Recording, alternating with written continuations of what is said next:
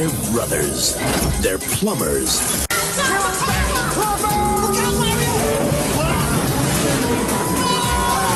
Get him! Yes! No, stop! Gotcha! No, not again! Super Mario Brothers. This ain't no game.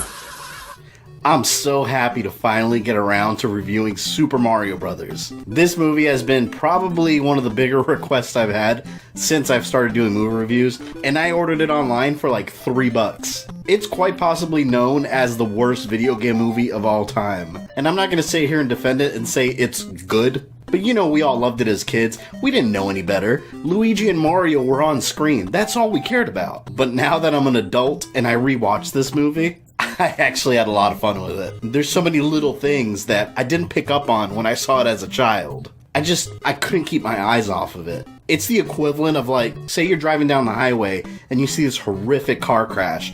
You know you shouldn't slow down to look, but you do it anyways. You just can't help it. That's what happens with this movie. I find it fascinating. Fascinating that it was even made and how it ended up turning out. But oddly enough, I kinda get it. Now, again, I'm not saying by any stretch of the word that it's a good movie. But let's go back to 1993 when it came out and take a look at the time period. These were the only main Mario Brothers games out in the US at the time, all the way up to 1993. If you look through these games, there's barely any story to be told across the board, but I did notice the movie very loosely adapted plot points from Super Mario Bros. 3 and Super Mario World, which we're going to go into in great detail. The overall story usually involves Mario saving the princess or saving a fictional kingdom from a villain, usually Bowser, who was known as King Koopa back then. How do you make a full-blown Hollywood movie out of this? Especially when there was no previous example of how to do it. This was the first video game movie ever, and it literally stumbled its way into theaters, only to bomb at the box office. Behind the scenes, I don't think I've ever seen a movie as all over the place as Super Mario Brothers. Harold Ramis, who played Egon from Ghostbusters, was approached to direct the movie, which would have been awesome, because he's a comedy genius, but he turned it down. Danny DeVito was approached to play Mario, and Arnold Schwarzenegger, of all people, and Michael Keaton were both approached to play King Koopa.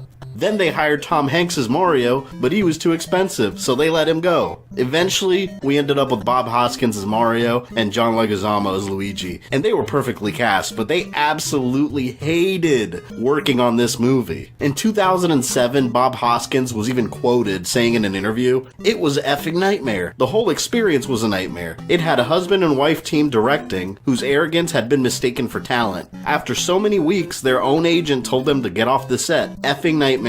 Effing idiots." The script was completely changed after production started, the plot changed almost daily, Bob Hoskins had no idea he was working on a video game movie, and he started taking shots of scotch with John Leguizamo between scenes. And in the scene when they're driving a van, John Leguizamo was drunk, and he hit the brakes too hard, and Bob Hoskins smashed his hand on a sliding door. So for the rest of the movie, he had to wear a flesh-colored cast. But let's look at the actual movie. It opens up with an animation explaining what happened to the dinosaurs. An asteroid came down and wiped them out, but that's not exactly what happened. For some unknown reason, the asteroid impact created another dimension, where the Earth became a complete desert and dinosaurs kept evolving, until they looked mostly human. While in our world, apes eventually appeared and evolved into humans. Back in the other dimension, the dinosaur people made their own society in a huge city called Dino Hatton. Now, what the hell did Mario Brothers have anything to do with dinosaurs? Well, if you played Super Mario World, Mario isn't in the Mushroom Kingdom in that game. He's in Dinosaur Land. So I guess they took this idea of a dinosaur land and expanded on it to end up with some weird Blade Runner style type of city that has people descended from dinosaurs and babies that hatch from eggs. It's so bizarre. In this world, General Koopa betrayed the king of Dino Hatton and took over. The king's wife escaped to our version of New York and hid an egg with a bunch of nuns.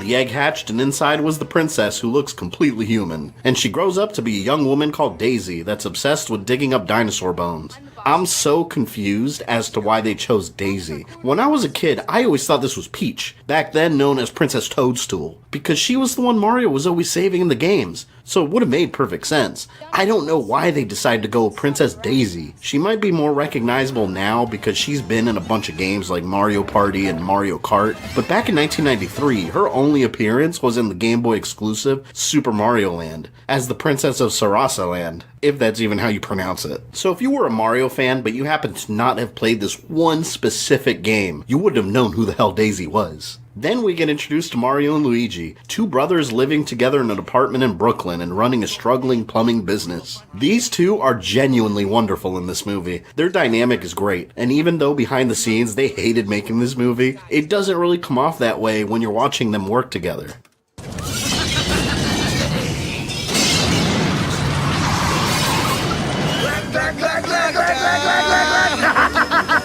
Mario here brought me up.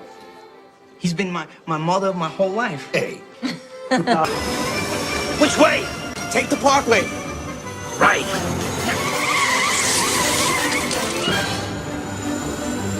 Perfect. You said the parkway. I know, but I wanted the tunnel, so I said parkway, because then you go the opposite way I suggested. And they actually go through some intense plumbing action. Everyone knows that Mario is a plumber, but we've never seen him do actual plumbing in the games. In the movie, they both carry around wrenches and other plumbing tools and actually use them in different situations. Belly's flooding the site. We need your help. Strap your belt on, kid. We're going in. Oh, and I love this music they play during the movie too. I don't know why, but it makes me feel happy. Right, turn left here. Left! I said left! What are you doing? I don't know, Mario. Just trust me. I got a good feeling about this alleyway. I don't know. What? My instincts tell me this will be faster. Come on, breathe in, big brother. We'll get there. Luigi! They also have this rival company that takes all their business away called Scapelli. Wario first appeared in 1992, 1 year before this movie came out, so they could have easily made Scapelli into a Wario reference instead of just making something up. There's so many little missed opportunities like this sprinkled throughout the whole movie. Back in Dino Hatton, President Koopa is planning to merge the two dimensions into one and take over everything. But the only way you can do that is to get the piece of meteorite that Daisy wears around her neck. It's actually a piece of the meteorite that killed the dinosaurs. Now, why it has the power to merge the two dimensions together, I do not know. So Koopa sends his two idiot cousins to go get her and bring her back to their dimension. And these two are the Bebop and Rocksteady of the Mario movie. Bumbling idiots that mess up in everything they do. But when I noticed what their names were, I realized they were actually pulled from the games. This guy's called Iggy, and if that sounds familiar, Iggy is one of the Koopa kids. Okay, so they took one of the Koopa kids and made him one of Koopa's right-hand men. I guess that's okay? But the other one is called Spike. It might sound extremely generic, but Spike is actually this guy right here. He's not even important. Spikes are just regular enemies in the Mario games that have about as much importance as the Goombas. This convinced me more than ever that in making this movie, they just threw a bunch of names in a hat from the Mario universe and randomly picked names out, without caring if these characters were represented correctly or not on screen. So Iggy and Spike look for Daisy, and Luigi eventually runs into her. And from here, Luigi starts behaving like a creeper, eyeing her down like a predator, getting ready to kidnap and assault her. Listen, we're gonna need more security down here. She's beautiful, huh? We got a van. I'm asking if you want to ride. Step into the van. Run, bitch! Run! Okay, thanks. For some reason beyond me, she gets in the van with these two strange men that she just met, and then agrees to go on a date with Luigi. Dinner. Do you eat? Yeah? Dinner? Sure. Tonight. Tonight? Oh, okay, At 6 o'clock, all right? Be here. great. So she ends up on a double date with Luigi and Mario and his girlfriend. Yes, Mario has a girlfriend, and it's not Princess Toadstool. It's Daniela, a made-up character. I kind of feel like she was inspired by Pauline. If you don't know who Pauline is, she's another woman in Mario's life. The woman he used to have to save from the original Donkey Kong. That's Pauline. Another missed opportunity to reference the games. And if you forgot that Mario was Italian, this scene does its best to remind you. They're at an Italian restaurant, Mario's in a fancy suit with a gold necklace, and he orders spaghetti and meatballs, which the camera focuses on 2 separate occasions. After the date, Iggy and Spike plot to kidnap Daisy, and they've been accidentally kidnapping the wrong girls. And they do it again with Daniela.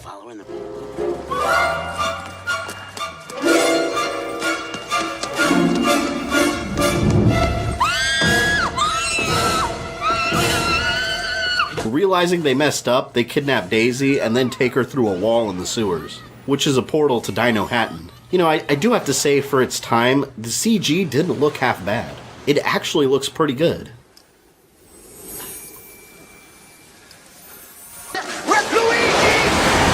Luigi! And when Mario jumps in, we're treated to a sequence right out of Doctor Strange. Here we go!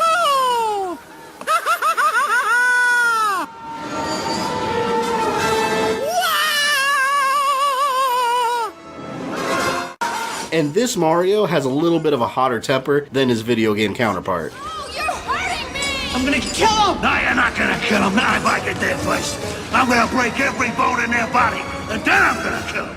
I'm really gonna kill him. And this is where the movie just gets weird. This place is like a futuristic, rundown city that has cars running on these rails like bumper cars in a carnival. And it also has fungus all over the place that's just growing out of control. President Koopa runs this world with an iron fist, and he has a machine that de-evolves people back to prehistoric forms. And he originally used it on the king to take over. Now the king is just this glop of fungus that's alive, and he's spread all over the city. It's weird, and the closest thing I could think of in the games is the plot to Super Mario Bros. 3. In that game, Mario has to save the kings of different kingdoms who have been turned into animals by Koopa and the Koopa Kids. So he has to restore the kings one by one. Except in the movie, there's one king, and he's been turned into fungus. A clear reference to the Mushroom Kingdom. And this de-evolution machine that Koopa uses is also how he filled the ranks of his army. He put regular people into the machine and turned them into his Goombas. Huge, mindless creatures with tiny heads. I always thought they looked hilarious. In the game, the Goombas have tiny bodies and big heads. This is the complete opposite. I've never seen anything like this in a movie. They look awful, but at least they were original. Dino Hatton is a crazy place. There's references from the games splashed all over the place. Boom Boom is a Koopa that acts as a fort boss in Super Mario Bros. 3. In the movie, we see Boom Boom Bar. The Hammer Brothers are usually in pairs, chucking hammers at Mario. In the movie, we have the Hammer Brothers Tattoo Shop. Thwomp are giant blocks with faces on them that try to crush Mario. Here, they're a shoe shop called Thwomp Stompers. Bullet Bills are the bullets that come flying at Mario. There's a store or something called Bullet Bills, and a place called Fire Snake, which is the bouncing fire enemy in Super Mario Bros. 3. And I didn't recognize anything from the game that fits this Koopa Kino Theater reference, but look what they're playing. I Was a Teenage Mammal XXX? XXX? Isn't this a kid's movie? Are they implying that these half-dinosaur people spend their time in a porn theater fantasizing about mammals? I have no explanation. And Mario and Luigi have a hell of a time when they first arrive. They meet this old lady that ends up trying to rob them. Get him up, suckers! Koopa coins! I need Koopa coins, you lame-outs! Then this big lady appears and throws her off the rail, sending her plummeting into traffic below, where she gets up and causes a massive car accident. And then the big lady steals the meteorite piece from the Mario Brothers, and she flies away. This whole scene is crazy. And you know what her name is? It's Big Bertha. Also from the games. Big Bertha is this giant fish that swallows Mario whole. Amazing.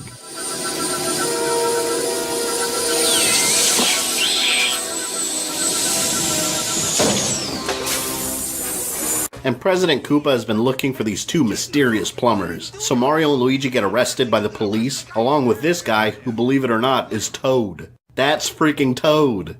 Toad. And later on, he gets turned into a Goomba. When I was a kid, I had no idea that this was Toad. It flew right over my head. It's Toad? Yes. Loyal. Lethal. Stupid.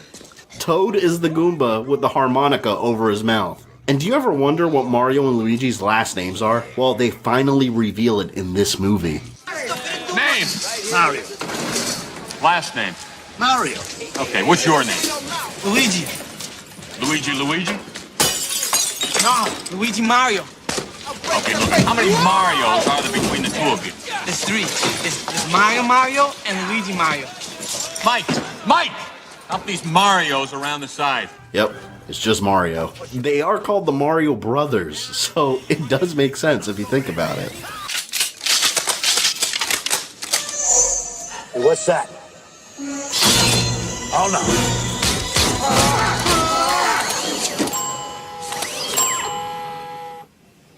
Are we dead? In jail, they finally meet Koopa, and I feel like such a great actor, such as Dennis Hopper, was wasted in this role. I guess it's because instead of a fire-breathing lizard monster, he's just a regular guy with a ridiculous hairstyle. Koopa doesn't really do much in the whole movie, other than complain to his made-up wife or servant or whatever Lena is, and religiously clean his hands because he's a germaphobe. He tries to put Mario and Luigi into his de-evolution machine, and Mario very easily pushes him into it. Look how softly he's pushed.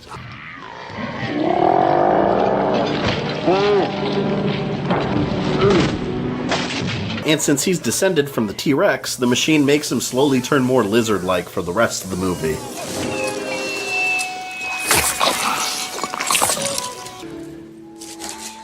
So Mario and Luigi GTA a car and try to escape. Let's see what I got over here. What's the starter on this thing? I got a feeling about this, Mario Rooney. I can't believe you can do that. Comes from sitting on my butt all day playing video games, that's why. Wait a minute. Luigi knows how to work this vehicle from another dimension because he plays video games all day? Let me remind you, this was the most advanced video game controller in 1993. Apparently, that's enough training to control a police vehicle. Frustrated by his idiot cousins, Koopa puts them in his machine and he makes them smarter in the hope that they can actually capture the Mario Brothers. Ah, a not so benevolent dictator, as it were. Hey, Nathan, do you know what the square root of 26,481 is? What are you talking about? 191. But really, they just overanalyze everything and end up deciding to help them. Where's Daisy, butt breath? Where's the rock, overweening rogue? Not until you give us Daisy, biscuit head! Where is the rock? Shut up! One of the biggest surprises in this movie is that Yoshi is in it, and he looks awesome. He's a little animatronic dinosaur that's the pet of the royal family, so he instantly likes Daisy. But at the same time, he's absolutely terrifying. At one point, Lena tries attacking Daisy, and Yoshi tries swallowing her whole.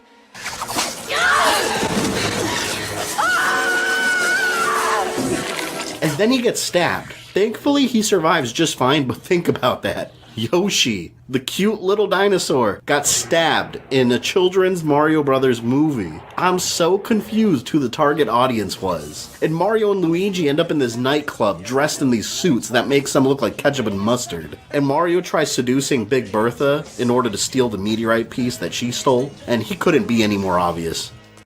The name's Mario. I'm your main man. You Ramadan, you can of Spain. Dance with me.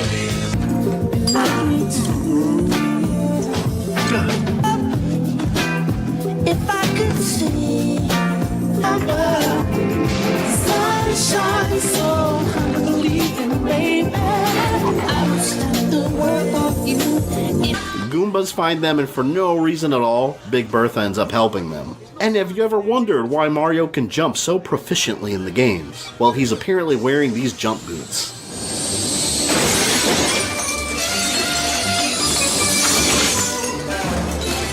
They end up at Koopa's tower, and all kinds of shenanigans ensue. They open a locker and happen to find the original uniforms. I'm not gonna lie, this looks pretty epic. And notice here they make some weird noises when they do their little handshake, but none of their mouths are moving.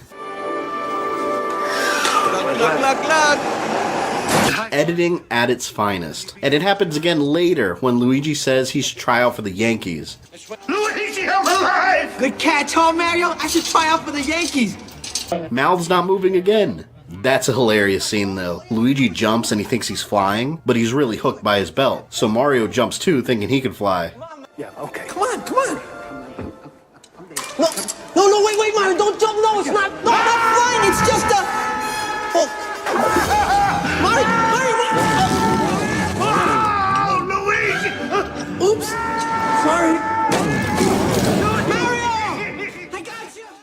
Mario finds out that his girlfriend Daniela is there, kidnapped with all the other missing girls, so he decides to rescue her too, for extremely important reasons. Oh, how's Daniela? Is she alright? Daniela! I promised to take her to WrestleMania.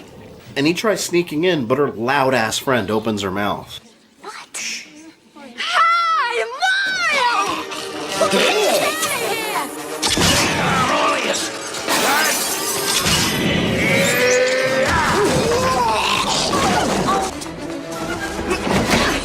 good. And while Mario's rescuing them, Koopa is getting his Goomba army ready to invade. And he has them all armed with the deadliest of weapons, the Nintendo Super Scope. Introducing Super Scope 6. Remote-powered and laser-accurate. Precise to a single television pixel. Super Scope 6, only for Super Nintendo. Now you're playing with power. Superpower. One of the most shameless attempts to sell an accessory for the Super Nintendo. And have you ever wondered what goes inside the pipes when Mario warps in them? Well, that's explained too.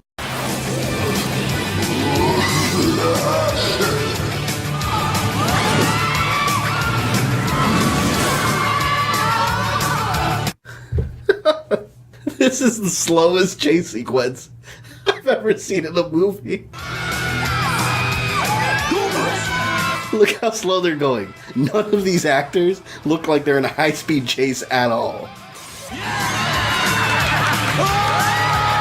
Mario and Luigi end up confronting Koopa, and Mario sends him flying with a bullet bill. He fights a couple of Goombas, and Lena gets her hands on the meteorite piece and starts merging the dimensions. So Luigi sends the kidnapped women back into the real world and tells them to warn everyone, because all of this is so believable. So Mario and Koopa also get teleported to the real world. Then Koopa takes out the Super Scope and tries to shoot Mario, but Mario jumps right out of the way and lets his competition Scapelli take the hit and get turned into a monkey. He clearly did that on purpose to improve his own plumbing business. And I love the reaction from the crowd. Not one person there is horrified at what just happened right in front of them. They're all just giggling. Scapelli?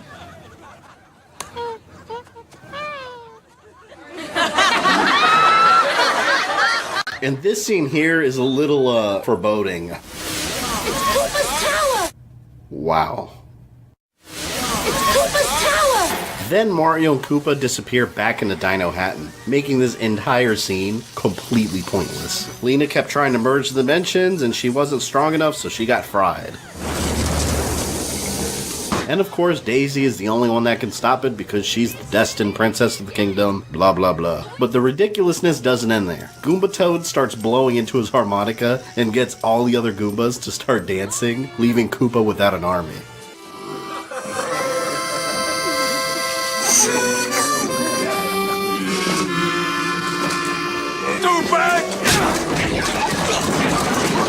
Then Mario and Luigi use the Super Scopes on him, making him even more dinosaur-like. And then, one of the most shockingly in-your-face product placements that I've ever seen in a movie.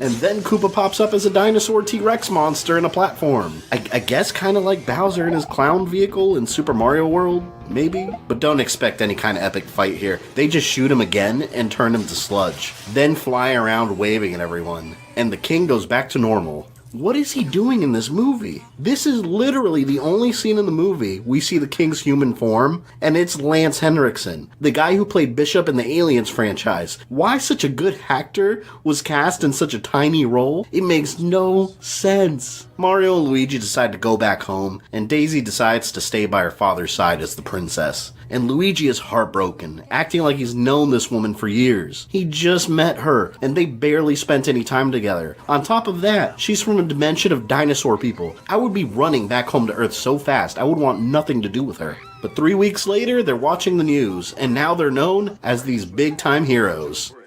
And managed to return the missing Brooklyn girls and save a parallel world from a ruthless dictator. Amplified to the max. I'd call them the Super Mario Brothers. And out of nowhere, Daisy pops up again, looking like a Terminator, leaving the movie wide open for a sequel that never even came close to happening. But you know what? Not that long ago, the movie actually got a comic book sequel that you can find online for free. I kid you not, it exists. Daisy wants Mario and Luigi's help again because there's someone new attacking the kingdom, and these attackers are actually Shy Guys, who in this universe are like ninja assassins with claws. It's so badass. I can't even believe this actually got made. But yes, the movie completely bombed. We were never gonna get a sequel in movie form. Super Mario Brothers. Is it the worst video game movie of all time? I don't think so. I mean, it's ridiculous and it's over the top and it barely resembles the game at all. But I laughed quite frequently throughout the movie. I wasn't bored. I think Double Dragon is far worse. Double Dragon is actually a pretty boring movie. I will say this, it is not an easy movie to watch. Super Mario Brothers is mentally exhausting. It's crazy and there's so much crap going on that by the time it's over, you're tired. So if you are planning on watching it and sitting through the whole thing, you're gonna need a whole lot of this and you're gonna need to shut your brain off completely. But I hope you guys had fun watching this review. If you did, leave me a like and a comment down below with your thoughts. Don't forget to subscribe if you haven't already, and make sure you click that notifications box. And follow me on social media. This is Fabian. I love you guys, and I will see you next time.